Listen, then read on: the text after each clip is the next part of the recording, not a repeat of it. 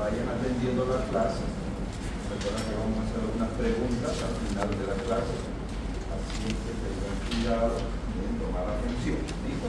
Bueno, habíamos visto que ahí hemos dicho que mucho depende de los signos y síntomas que uno pueda recabar en el ejemplo de la anamnesis, ¿no? Entonces tenemos un perfil individual al paciente, tenemos que ver al paciente en un contexto no solamente como una persona con un problema físico, también con un problema solamente psicológico, familiar, social, ¿no? O sea, muchas veces el paciente viene por me duele la barriguita, se me duele el abdominal, pero puede ser que el problema no sea en realidad ese problema, un problema físico, sino que sea una somatización, que es un problema psicológico, un problema de estrés, un problema familiar que está tratando el paciente de expresar mediante el dolor. Porque tenemos que tomar el contexto, o sea, cada cuadro es particular y además también puede tener una variabilidad individual, o sea, tenemos nosotros que tomar en cuenta todo eso. Entonces tenemos la puerta es, no. Entonces tenemos que tomar en cuenta todo eso. El médico tiene que tener realmente la capacidad de poder entablar una relación de empatía con el paciente, obviamente. Y eso empieza, por ejemplo, en el momento que uno entre en contacto con el paciente, saludándolo, por ejemplo. ¿Qué tal si está en la historia y tienes al paciente Juan, por decir, pase, ¿cómo está señor Juan? ¿Cómo le va? Tome asiento. Entonces ya has ganado bastante con solo indicar que ya sabes el nombre del paciente, que le pase, tome asiento y además lo está visualizando, lo estás mirando al paciente, a los ojos. Entonces ya tienes, por decir así, algo que sí te está interesando al paciente, porque no es lo mismo que tú digas, pase, tome asiento, ¿cuál es su nombre? ¿Qué hace que le duele? Y al paciente ni lo ves, ni siquiera sabes quién es, porque vas a ver que hay muchas personas que en otros hospitales, no sé, algunos médicos no tienen, por ejemplo, contacto visual, que es importante en las relaciones humanas, ¿o no? En relaciones humanas, por ejemplo, no es lo mismo que tú, al hablar, estés viendo al suelo, a un costado. En cambio, si estás viendo los ojos, pues tiene mucho más relevancia. En otras palabras, tiene mucho que ver todo eso, ¿no? Entonces podemos nosotros extraer los datos dependiendo del tipo de paciente que tengamos, ¿no? Tenemos que tomar en cuenta, para agotar todo nuestro arsenal en la parte de anamnesis, sobre todo para poder tomar en cuenta los signos que nos interesan del paciente. Hay algunos signos y síntomas que son comunes, por ejemplo, el dolor. El dolor es, gran cantidad de pacientes vienen por dolor. O sea, yo creo que si al paciente no le duele, no va a la consulta. Si se dan cuenta, es así o no. Por ejemplo, yo tengo mi cálculo biliar, mi vesícula tiene unas piedras, una colelitiasis. Sí, lo tengo hace un año. Mientras no duela, no moleste, no creo que me altere. ¿O no? Sí. Entonces el dolor es una gran causa, un gran motivo de consultas en los centros hospitalarios. Pues tenemos que saber nosotros tomar en cuenta. En los servicios de emergencia, el dolor, repito, es una causa de muchas consultas, sobre todo los servicios de emergencia. El dolor va a llevar al paciente a que vaya a la consulta. Del latín poema, pena o castigo, por ejemplo. Es una molestia, una sensación subjetiva, no es objetivo, es subjetiva, es un síntoma que tiene que tomar en cuenta por una afectividad, una afección que se da en alguna parte del organismo, ¿no? Ya sea por un problema externo o interno. El dolor es cual nosotros tenemos que tomar en cuenta y poder individualizar. Recordar que la mujer tiene mucho más, por decir, alto el umbral del dolor que el hombre. O sea, que las mujeres resisten más al dolor que los hombres, ¿no? Entonces puede variar, obviamente, repito, de hombre a mujer, o dependiendo de la situación, puede también variar.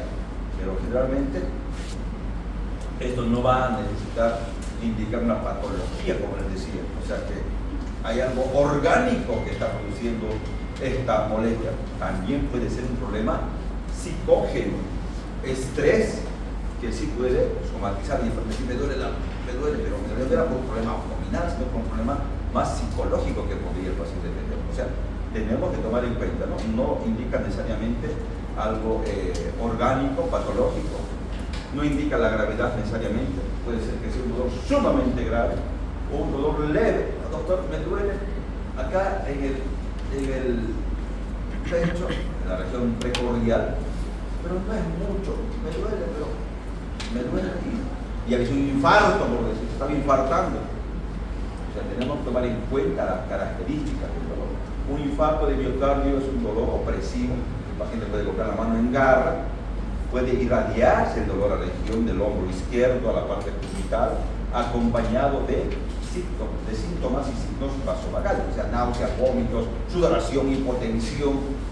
El paciente puede tener, y puede ser que no sea tanto el dolor como en los diabéticos. Los diabéticos, por ejemplo, no tienen, digamos, que decir grandes algias. ¿Por qué? Porque recordar que hacen una neuropatía, una polineuropatía diabética. Por eso es que a pacientes a veces pisa un clavo, no les duele, y ya tienen un pie diabético. Los pacientes diabéticos son así. Entonces, mucho cuidado. O puede ser que el paciente, por ejemplo, recordar que puede ser también un problema, por ejemplo, el paciente me duele aquí la pancita, en el epigastrio puede ser. En el epigastrio, y sin embargo, debe ser una gastritis, debe ser no sé, una úlcera gástrica. Sin embargo, puede ser que sea un infarto de cara inferior, porque igual puede dar esa irradiación. Un infarto de cara inferior te irradia al epigastrio.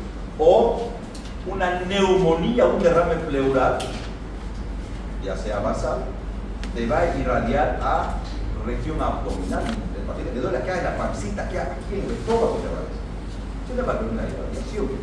Entonces tenemos que tomar en cuenta todo eso. Obviamente también tomar en cuenta la parte cultural. ¿Quiénes resisten más? Aparentemente en el área rural, como no hay muchos medicamentos, a veces tienen un umbral más alto de dolor, ¿no? En relación a los de la ciudad, pero depende mucho de las culturas todo eso, ¿no? Puede ser que sea un problema orgánico, o sea que, por ejemplo, una apendicitis, una colecistitis es algo orgánico, o funcional, un trastorno puede ser, por ejemplo, un colon irritable y demás. Hay varias mnemotecnias para poder entender las características del dolor. Hay varias. Alicia, por ejemplo, una, o este Activiem, que también nos ayuda a comprender las características del dolor. Les voy a preguntar enseguida, seguramente al finalizar la clase, ¿qué características usted toma en cuenta en el dolor? La aparición, el tipo, la intensidad, localización, irradiación, evolución y los fenómenos que acompañan a esta patología. Aparición, obviamente, ¿cuándo empezó? Exactamente. ¿A qué se parece? ¿Qué tipo de dolores? La intensidad. Del 1 al 10, ¿cuánto es? Localización. ¿Dónde se localiza?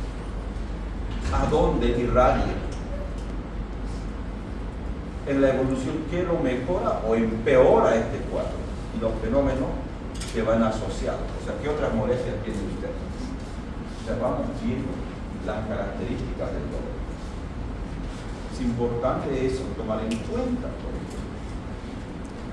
por ejemplo, en una apendicitis, clásica apendicitis, el paciente ¿qué puede referir? Apariciones. Puede ser que el paciente venga a la consulta, si doctor le cuento que me duele acá en la pancita o en la barriga, en el abdomen, le dirá, fosa ilíaca derecha. Entonces, doctor, me duele acá, la barriga, le dirá, estoy con un dolor tremendo y no lo aguanto. Desde 13 años, 14 años, bien, entonces, ¿qué preguntar? O sea, tenemos que hacer esto. ¿Tiene dolor? ¿Cuándo empezó el dolor exactamente? O sea, para ver la evolución. O sea, ¿desde cuándo? Doctor, recuerdo que apareció, me empezó a doler, primeramente empezó aquí arribita en lo que es la barriguita, en el epigastrio. Entonces, el dolor, por ejemplo, en una apendicitis puede iniciar en epigastrio. A eso se llama cronología de Murphy. Cuando empieza en epigastrio y luego migra a fosa ilíaca derecha. A eso se llama cronología de Murphy. ¿Alguien empezó de apendicitis acá alguna vez? ¿No? ¿Usted? A ver, ¿quién tuvo cronología de Murphy? ¿Alguien tuvo? ¿A alguien le dolió primero en el epigastrio y luego se fue a fosa ilíaca derecha o no? ¿A usted? ¿Dónde empezó el dolor? Y luego, bien, ¿alguien más? Casos de la vida real, ¿no? A ver, ¿quién tiene por atrás? ¿Alguien más? ¿Alguien más de lo que usted? Hombre. ¿Alguien más? ¿Hable usted? ¿Dónde le empezó el dolor? Ahí le empezó el dolor. ¿Y luego dónde se fue? Y luego se fue a San María, me da 10 brazos al lado derecho y al lado izquierdo. Pero hombre, primero al derecho, luego al izquierdo. ¿Y al final qué fue? Ya. Obviamente tenemos que tomar en cuenta que en la cronología de Murphy, el paciente refiere que inició el dolor en el epigastrio, obviamente con náusea, puede acompañarse, anorexia, y posteriormente migra a fosa ilíaca derecha. Pero entonces yo ya tengo que tomar en cuenta cuándo apareció, cuándo inició, exactamente, qué tipo. El tipo va a depender mucho de las características, bueno, de la patología que tengamos. Por ejemplo, un dolor de tipo urente. ¿Cómo es un dolor urente? Que le arde, que le quema. Por ejemplo, los urentes pueden ser un herpes zóster. No, un herpes zóster puede ser. Un dolor de tipo cólico. ¿Alguien tuvo algún cólico alguna vez? Es un dolor que el paciente no tolera. Lo agarra un cólico renal, un cólico biliar. El paciente ni siquiera la simula, o sea, y se le tuerce el dolor.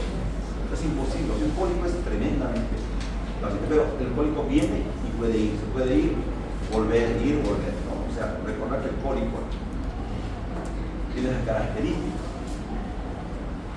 Puede ser un dolor tipo lancinante, como una lanza, como una neumonía, por ejemplo. También puede ser hay varios tipos de dolor que pueden dar un dolor, digamos, de tipo sordo, algunas neoplasias en cáncer que podrían tener características, ¿no?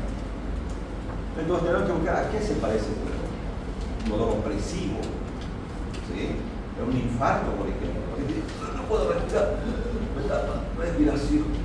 Entonces tenemos que tomar en cuenta todas las características del dolor. Intensidad del 1 al 10. ¿Cómo es del 1 al 10? 0, bueno, hay dolor 1, un dolor muy leve. 10 es el peor de los dolores. 5, bueno, la mitad. ¿A usted cómo le dolió? ¿Cómo fue del 1 a 10? ¿Cómo fue el dolor? 9, fue tremendamente grave. 9 es grave. O sea, no es un dolor leve. 10 es el peor de los dolores. ¿Alguien tuvo alguna vez un parto? Dicen que el parto es el parto, el dolor de los dolores, pero más que eso dicen que es la pancreatitis. ¿Alguien tuvo pancreatitis? ¿Alguien entró de pancreatitis? Dicen que es el dolor de los dolores de la pancreatitis. El que tiene pancreatitis lo tendrá que con. ¿Usted hizo con pancreatitis? Tendría que tomar en cuenta eso, ¿no? Entonces, pero el parto sí es un dolor tremendo. ¿Alguien ha asistido a un parto? ¿Alguien ha asistido? ¿Usted ha asistido a un parto? ¿Parto fue por cesárea? Ambos fueron. Allá sí. Es un dolor tremendo que las mujeres refieren, ¿verdad? Sí. O sea, por eso, ¿cómo es el umbral del dolor? Por eso dicen que la mujer tolera más el dolor que los hombres, ¿no? Pero para que vean la intensidad, nosotros tenemos que tomar en cuenta eso. Del 1 al 10, con la escala de EVA se puede tomar en cuenta. Localización, ¿dónde está? Ya dijimos en el ejemplo, ¿dónde fue la derecha? Irradiación, tenemos que tomar en cuenta, en un infarto, repito, se puede irradiar de la región precordial al hombro, a la región mandibular, al lado izquierdo, a la parte cubital. Evolución, tenemos que tomar en cuenta si empeoró, mejoró, o por qué mejoró, o por qué incrementó. Y además de eso, qué otros fenómenos se asocian, ¿no? ¿Qué otras molestias podría tener el paciente? Ahí está. Interrogatorio atípico, aparición, el tipo de dolor, dijimos lancinante, urente, sordo, declarante, pulsátil y un cólico. Recuerda que el paciente puede tomar esta posición antiárquica. ¿Qué posición será esta? El paciente se coloca de rodillas y como haciendo una plegaria maometana.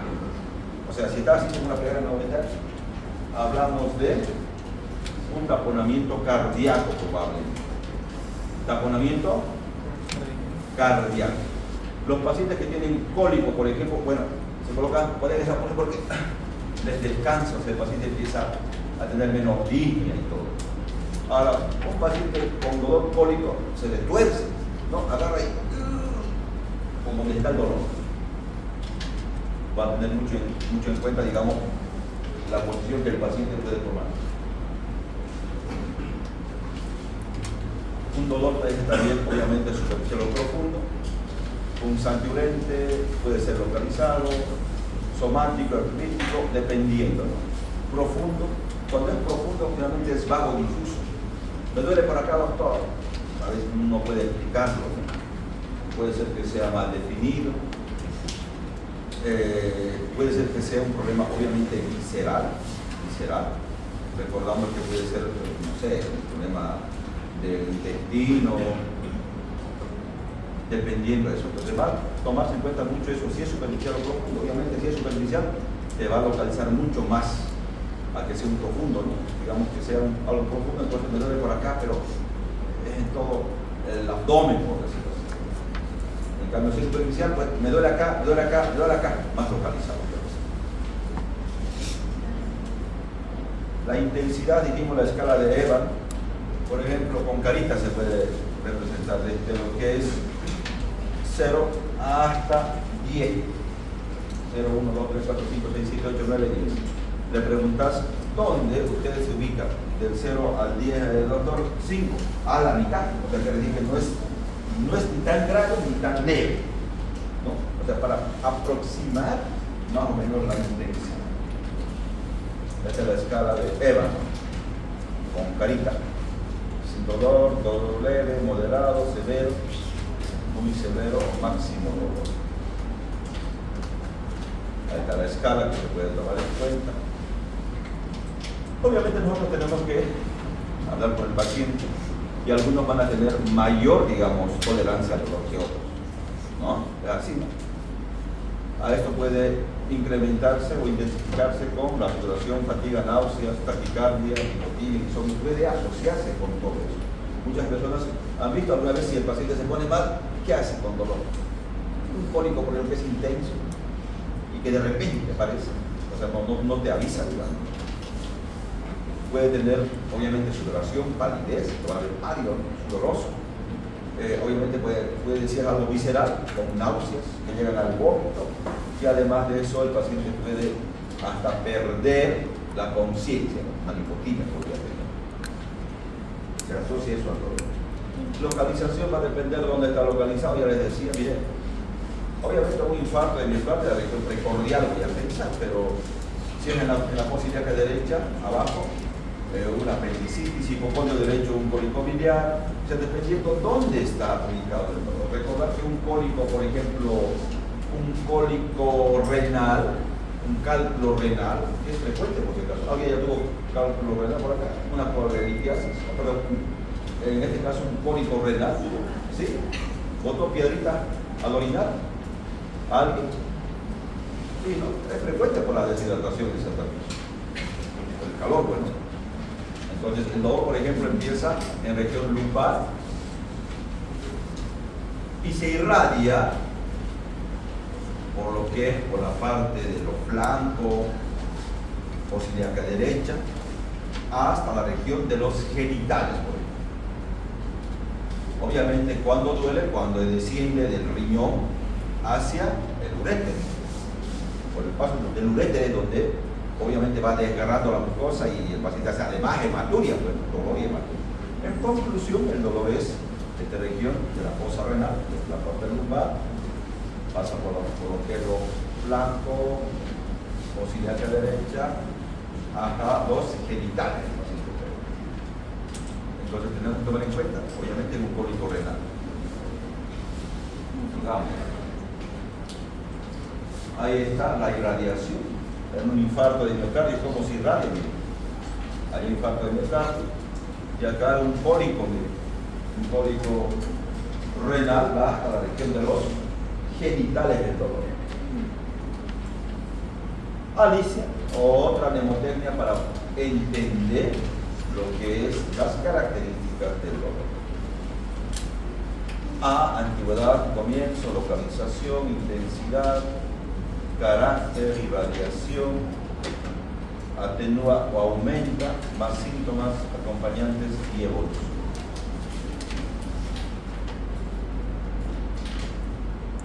Otras características que tomamos en cuenta, obviamente son muchos los signos y síntomas que tomamos en cuenta.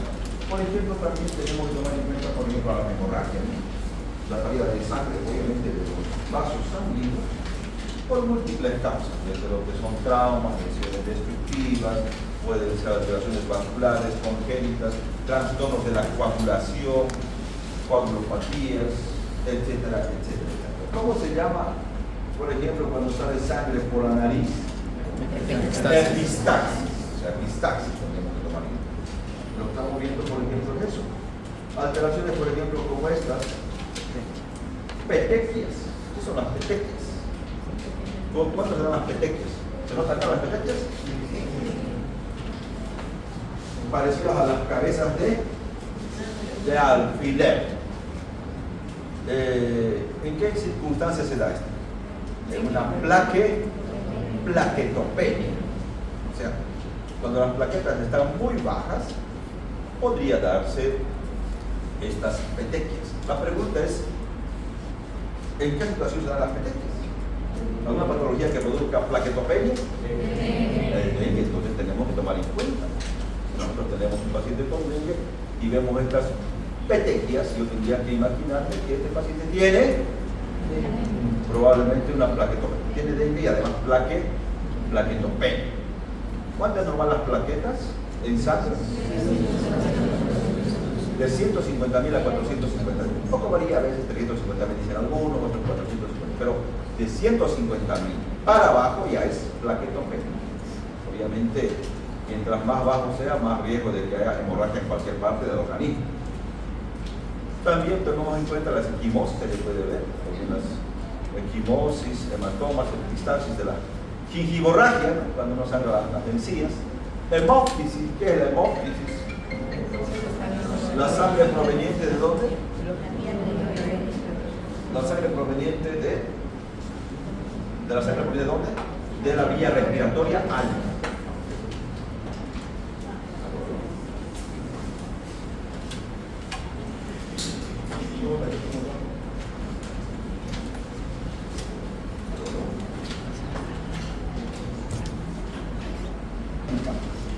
Recuerden que la hemóptisis es la sangre proveniente de la vía respiratoria. Obviamente tiene sus características, porque el paciente cuando viene a la consulta te dice, doctor, boté sangre por la boca.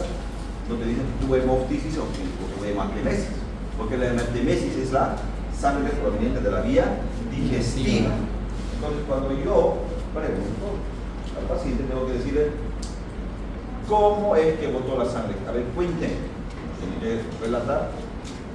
Y si te dice, doctor, empecé a toser y empecé a botar sangre y era roja, rutilante, sí, roja, rutilante, además con tos con flema, y además de eso te dice el paciente, bueno, te con flema. Obviamente yo pienso que es una hemóptisis. Recordar que esta hemóptisis, repito, de la vía respiratoria es un pH alcalino. En cambio, una hematemesis proveniente de la vía digestiva es una sangre más oscura, con alimento, con náuseas que van al vómito, un pH ácido por el ácido clorhídrico del estómago, obviamente. Conclusión, o sea, podemos diferenciar. Repito, el paciente no va a decir, doctor, tuve hemóptisis, tuve hematemesis. El médico tiene que vale.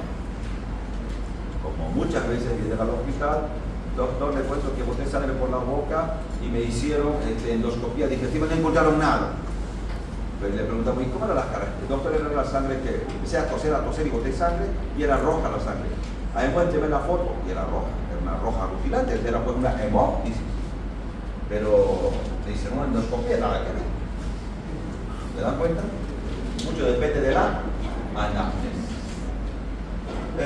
Melena, ¿qué es la melena?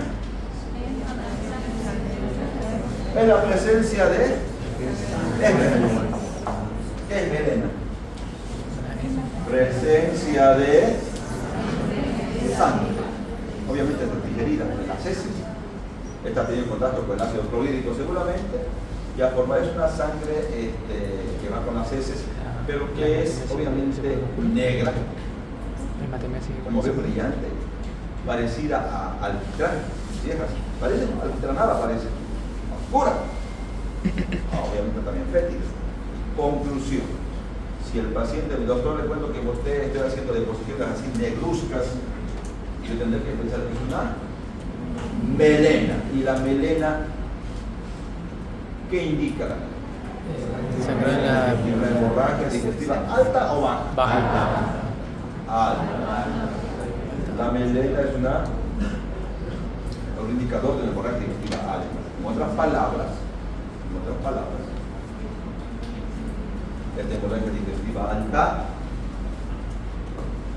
será una gastritis erosiva, será una úlcera gástrica, será un cáncer esofágico, cáncer de estómago, no sé. O sea, si yo veo esto, o una varices esofágica tal vez, ¿entendido? Melena, vómito con sangre, en este caso hematemesis, yo tengo que pensar en hemorragia digestiva. ¿Y cómo se llama esa sangre que el paciente me dice, doctor, hice deposiciones pero encontré sangre? Esa es con sangre viva. ¿Cómo se llama eso?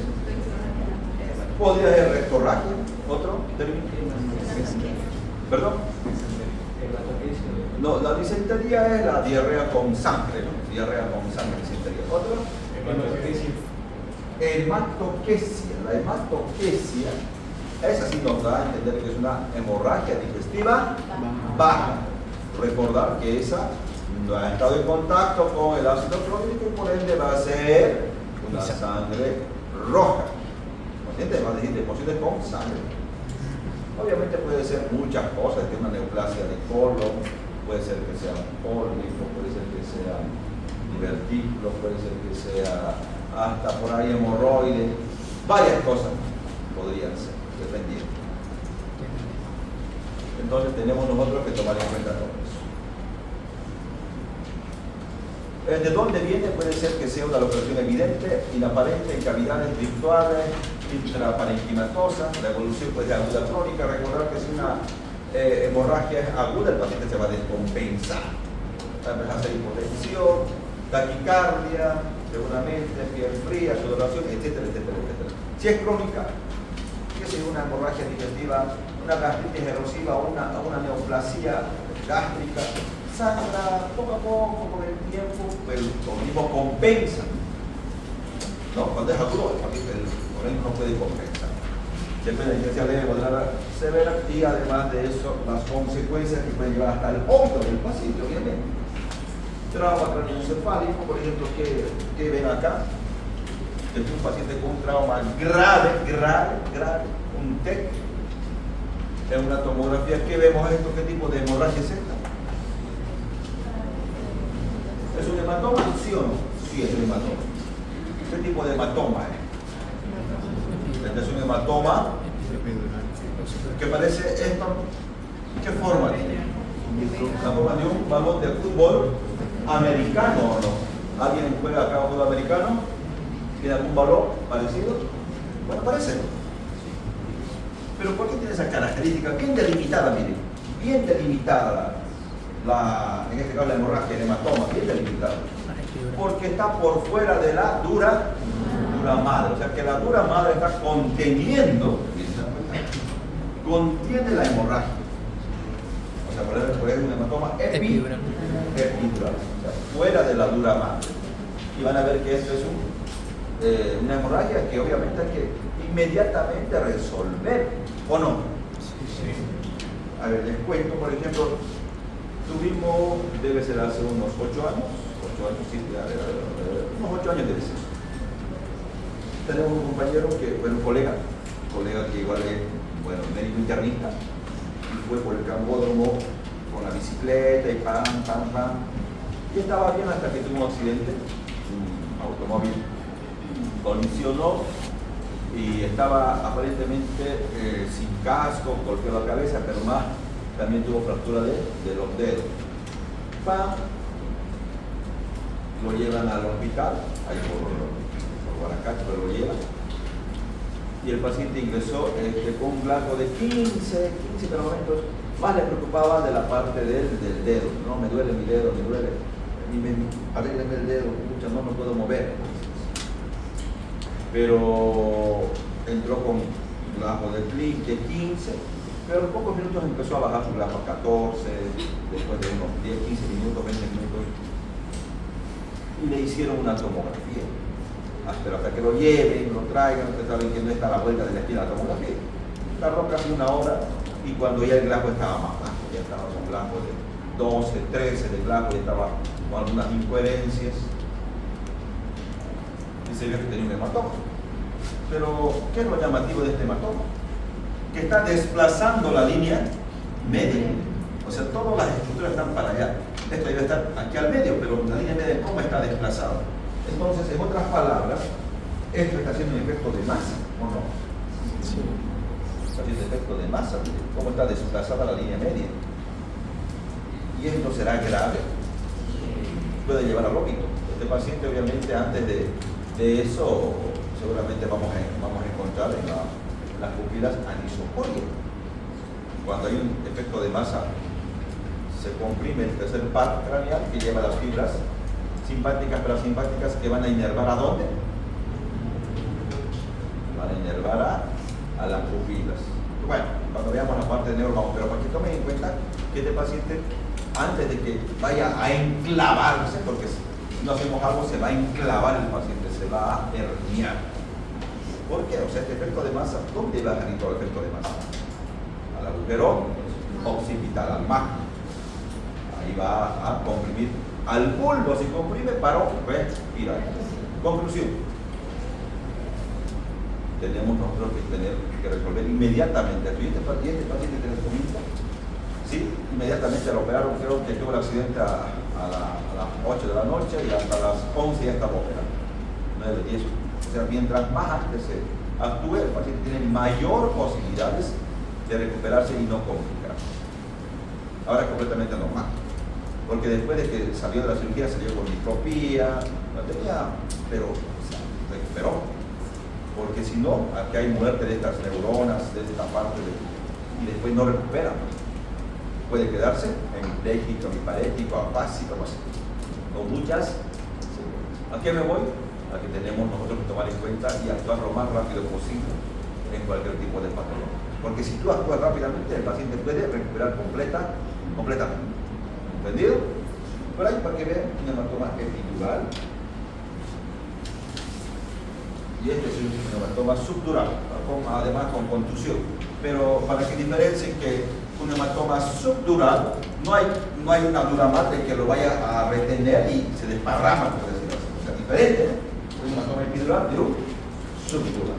Este está por debajo de la dura madre. ¿Qué si lo dijimos en la anterior clase? Ciclo de Barnes es una fractura de base de ojos de Mapache, fractura de base de cráneo. ¿Es algo grave? Claro, obviamente. Estos pacientes pueden tener muchas complicaciones. ¿Cómo se llama la salida de sangre por el conducto auditivo? ¿Cómo yo digo? Está saliendo sangre por el conducto auditivo. ¿Cómo se llama? Otorraquia. Si sale sangre por el conducto auditivo, hablamos de otorraquia. Si sale sangre por la fosa nasal, decimos de distaxis. Si sale por decir linfa, porque puede salir linfa, en este caso por el conducto auditivo, ¿cómo se llama? ¿Perdón? Otorraquia o olitorraquia. Otorraquia es sangre. También puede tomarse en cuenta en estos pacientes que hay una fractura de base de cráneo. Obviamente hay que hacer un protocolo pues, para ver si tiene una fractura abierta o expuesta o no, dependiendo de eso. ¿Y cómo nosotros clasificamos en relación al choque hipovolémico? Porque el paciente puede empezar a perder sangre, pierde sangre, y al final como va perdiendo sangre, en cualquier tipo de hemorragia, no sé, una fractura, lo que tú quieras. Puede ser de clase 1, 2, 3 o 4. Obviamente en todo esto tiene mucho que ver la cantidad de la pérdida de sangre. ¿Cuánto es normalmente la volemia que tenemos todos? ¿Cuánto de sangre tenemos? Aproximadamente 5 litros. Va a variar obviamente, ¿no?, de las características. Varón, si es, o es una dama, qué altura tiene, etcétera. Pero como término medio podemos hablar de que hay 5 litros. De esos 5 litros, si pierde el 15%, o sea, el 15% de 5 litros es 750. Si pierde esa cantidad menos de 750, cuando donan sangre, ¿cuánto le retiran? ¿De sangre cuánto donan? Más o menos, ¿no? 500 ml aproximadamente. ¿Alguien donó sangre este año? ¿O el año pasado? ¿Alguna molestia tuvieron? ¿Se desmayaron? Mareo. Prácticamente, si tú pierdes esta cantidad de sangre, generalmente no hay ninguna molestia. O sea, es como donar sangre, por decirlo así. Una clase 1, un grado 1 de choque hipovolémico, de choque hipovolémico es como donar sangre, en otras palabras. No hay ninguna repercusión. Pero el grado 2 ya es 30%, de 15 a 30% va de 1 litro a 1,5 litros, miren. De 1 litro a 1,5 litros. Acá sí, el paciente ya tiene taquicardia. ¿Cuánto es la frecuencia cardíaca normal? 60, de 60 a 100. Frecuencia cardíaca normal de 60 a 100 latidos por minuto. La frecuencia cardíaca normal es de 60 a 100 latidos por minuto. La frecuencia respiratoria, ¿cuánto es? De 12 a 20 respiraciones por minuto. Algunos días hasta 22. Sí. Entonces, de 12 a 20. En este caso, este paciente ya va a poder incrementar la frecuencia respiratoria. O sea, ya va a estar taquicárdico, taquipléjico, pero no de gran medida. Y además de eso, la diuresis puede estar entre 30 y 20 veces. Pero en esta parte, ¿qué hago en clase 2? Probablemente podría darle un suero fisiológico por ahí, podría darle, si la presión está normal, bueno, pues no hay, pero podría darle un suero fisiológico para actuar en ese paciente. Por cada litro que se pierde de sangre, hay que recordar contra litros de soluciones cristaloides. ¿Cuáles son cristaloides? ¿Soluciones cristaloides cuáles son? Soluciones cristaloides son suero fisiológico, obviamente fisiológico, Ringer, ¿no?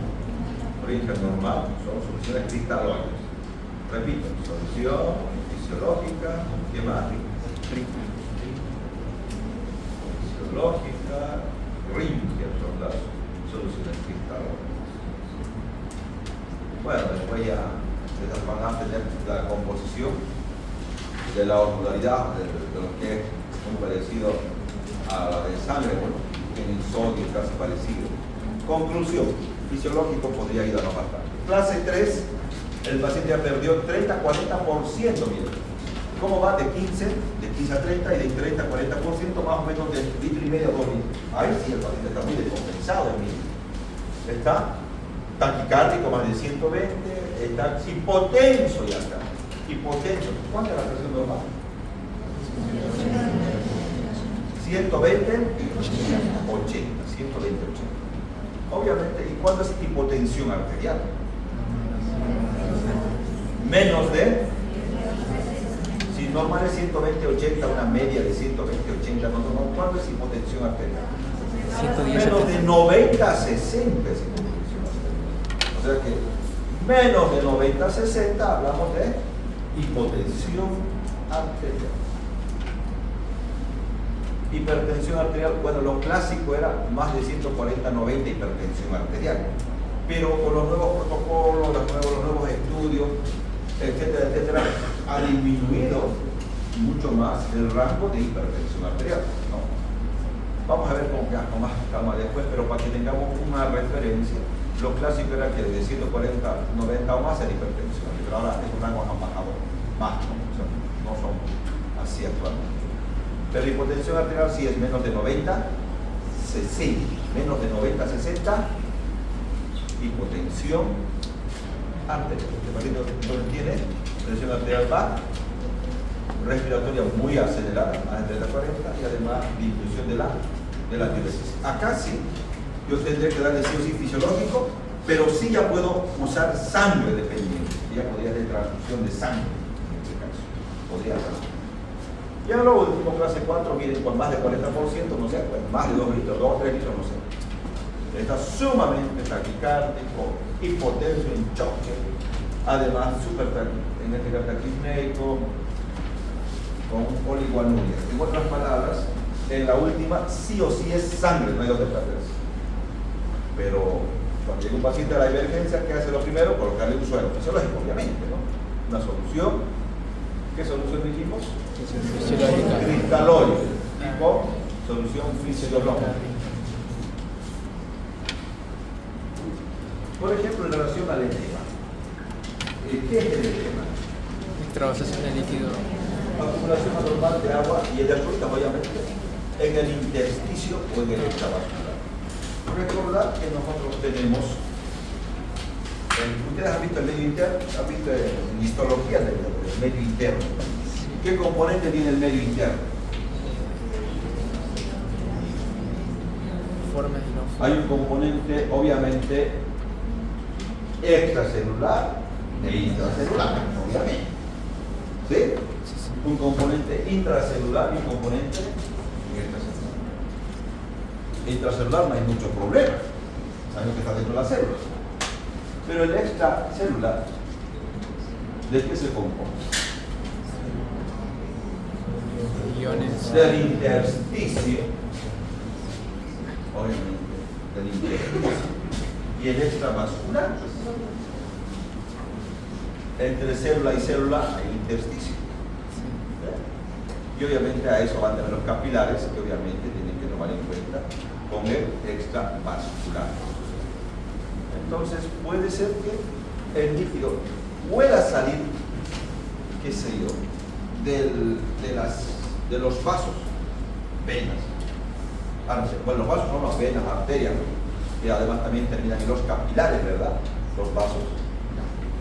Entonces, nosotros tenemos que tomar en cuenta que existe además un componente intravascular, obviamente, o sea, donde está la sangre contenida. Pero puede salir la sangre o los componentes, en este caso, de la sangre, fuera de las arterias y venas. ¿Será que sale? No. Claro, puede salir.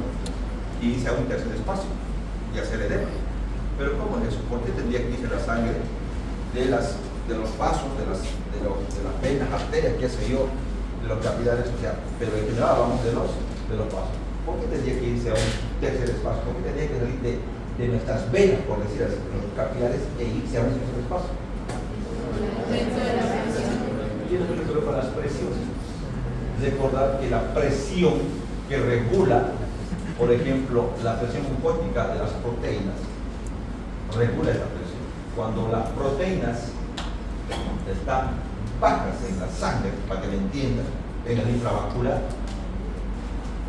los líquidos van jugando a un tercer espacio. Eso tiene mucho que ver. Para que haya edema, o sea, eso es fisiopatología, obviamente, pero para que entendamos lo que es el edema, el paciente tiene que tener una homeostasis, o sea, tiene que estar en equilibrio en todo. ¿Qué tal es un paciente con insuficiencia, más que insuficiencia, un paciente con síndrome nefrótico? O sea, que el paciente tiene un problema renal y que las proteínas, las orina, hace proteinuria.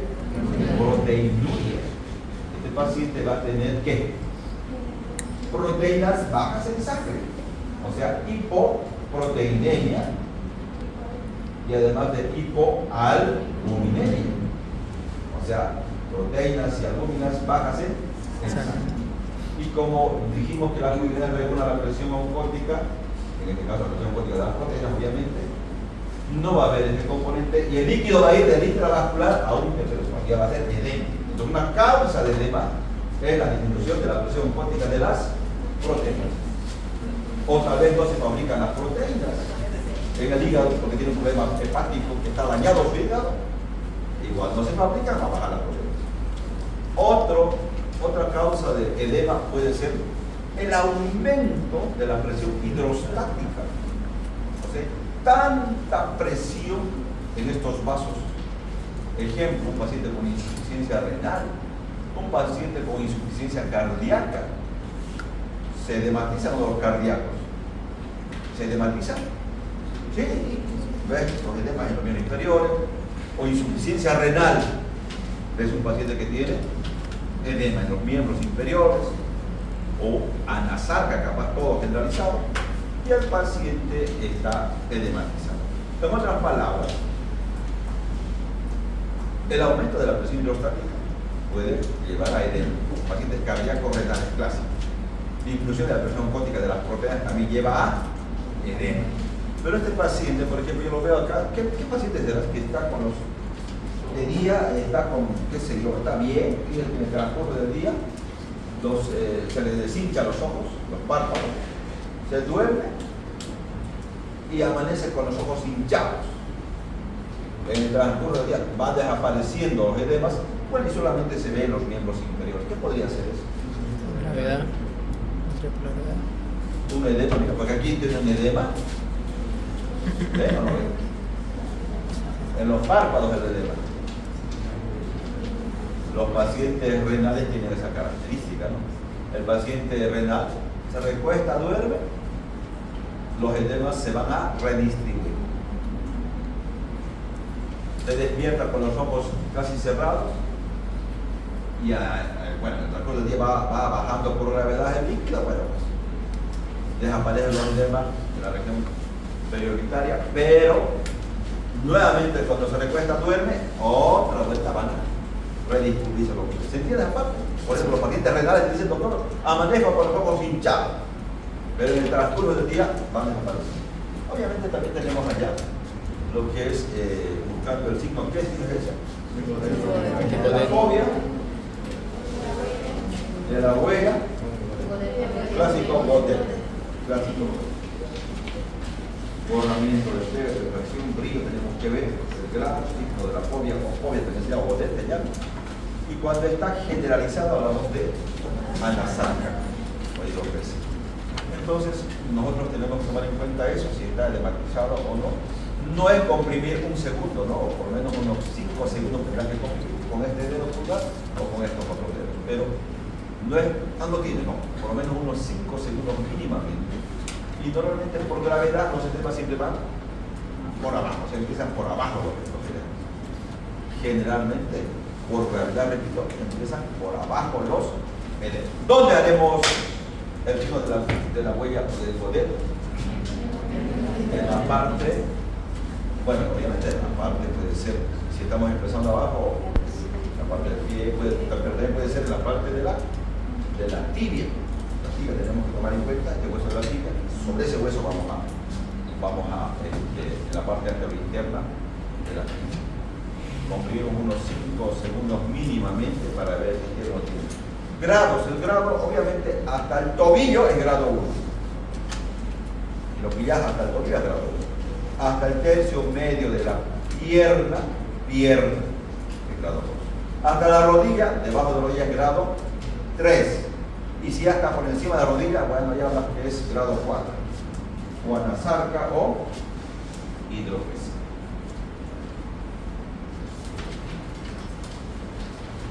¿Qué es el prurito? Sensación cutánea que provoca deseo de rascarse, un picazón. ¿Será que se da en los pacientes? Sí.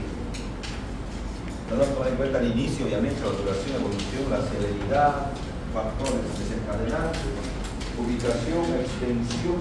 Recordad que el paciente puede empezar por prurito. ¿Alguna patología que produzcan clásica? ¿Podría ser? Sí. ¿Podría ser otra clásica? Clásico, por ejemplo, sarcoptosis. ¿Qué es sarcoptosis? ¿Por qué puede sarcoptosis? Escabia. Sarna. Blanca palomita también se llama. Picor de los 7 años. Bueno, tiene varios nombres, ¿no? O sea, la sarcoptosis podría darse. Personas que no tienen buena. Ya, a veces uno en el mismo hospital puede llegar a contagiarse. Por eso siempre aquí al hospital con guantes, con todo. Recordar que en el hospital hay personas que están enfermas. Y por eso tenemos que siempre con guantes, digo, ¿no? Entonces, sí, el paciente puede tener la sarcopenia que está concurrida en la región de los antebrazos generalmente, y obviamente es muy molestoso. ¿Qué tratamiento se da, por ejemplo, para la sarcoposis, sarcopenia escabio? Ivermectina, podríamos decir.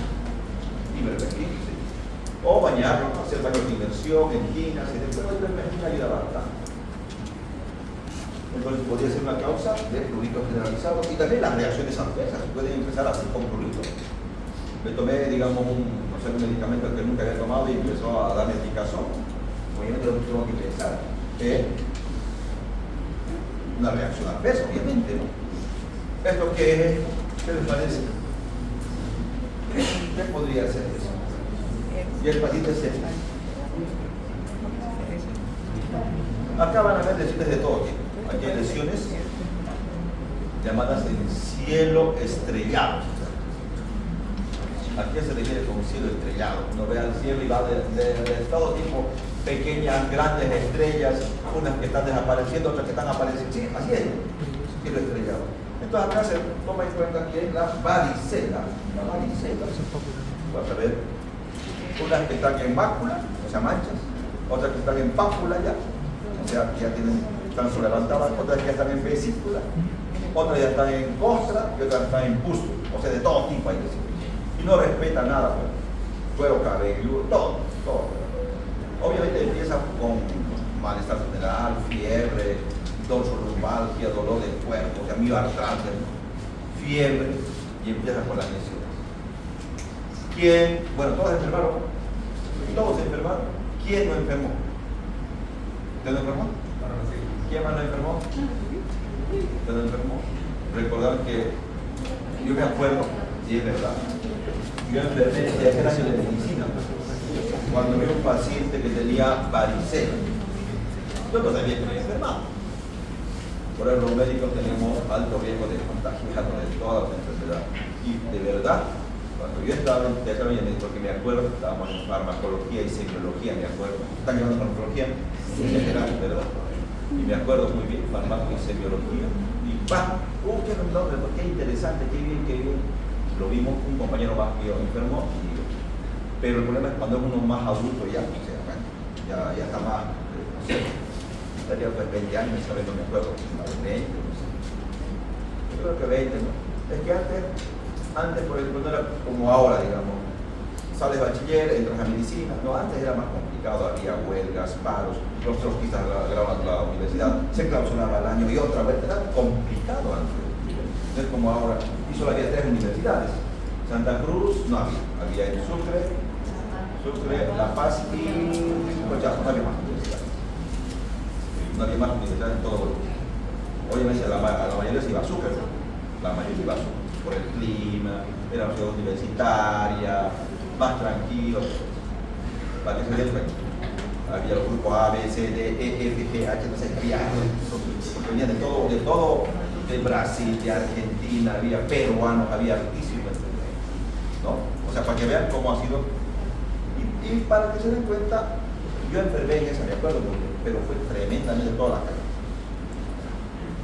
O sea, más agresivo, en los adolescentes, adultos, jóvenes, no sé. Y el problema es que no hay vacuna, pues. Acá en Bolivia. Bueno, pero no es tan grave. Obviamente yo tendría que haber usado en ese momento, obviamente, antihistamínicos para el purito, para que no me pique, ¿qué? Antihistamínicos, y además de, si es un virus, podemos ayudar también a algo, si es una duda, por ahí, con aciclovir. Porque sí, es su primo hermano, que es este, ¿cómo se llama este?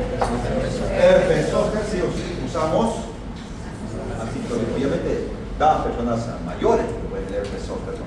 En cambio, la varicela más en niños, si no es tan agresivo, uno coactiva a los niños, ya pasó. Pero en adultos sí, a veces es un poco más complicado. ¿Listo? Entonces siempre hay que tomar en cuenta eso. Conclusión, no es para que se asusten, pero les digo lo que ha pasado, ¿no? Uno aprendemos, obviamente así, pues vamos aprendiendo. Allá, en este herpes zóster, siempre respeta la línea media, o sea que no El herpes, digamos, estaba en esta parte y se pasó al otro lado, ¿no? Empieza acá, respeta la media, no pasa. Si es un herpes zóster en la región, no sé, oftálmico, por ejemplo, solamente va a ser afectado un lado, no el otro. ¿Me entiendes? Respeta la línea. Hay un monito de mnemotecnia para este software, aciclovir de 888, 800 cada 8 por 8 días. Entonces, bueno, ya entendemos. Ya Rafa, o sea, reacciones adversas más graves, ¿se podría dar? Sí, se pueden dar reacciones graves de pacientes que hacen alergia a los medicamentos, pacientes que hacen, por ejemplo, una reacción severa anticonvulsivantes, antichagásicos, antituberculosos, porque toman de mucho tiempo, y a veces uno empezó a picar y no le dijo, no, debe ser que está saliendo del dengue, debe ser que tiene chikungunya y ya está en la parte final. Sin embargo, estaba haciendo una reacción severa a los medicamentos. ¿Y puede llegar a esto? Sí, esto en el hospital lo tuvimos en un paciente que tuvo una necrólisis epidémica tóxica, una reacción grave a medicamentos. ¿Por qué? ¿Qué signo es este? Hay un signo de Nikolsky positivo. ¿Cómo es Nikolsky positivo? La piel se le va a salir, ¿se da cuenta? Ya está saliendo la piel. Nikolsky positivo. El necrólisis epidémica tóxica. El otro es un síndrome de Steven Johnson, por ejemplo. Reacciones graves severas. En el hospital hemos tenido bastantes pacientes. Me acuerdo de un paciente que estuvo internado, un peladito de unos, no pasaba de los 15 años, entre 15 y 16 años más o menos. Y estuvo casi un año internado. Así llegó así. Pero salió, gracias a Dios. ¿Entendido? Bueno, le vamos a quedar acá, vamos a hacer un poco de retroalimentación. La luz, por favor.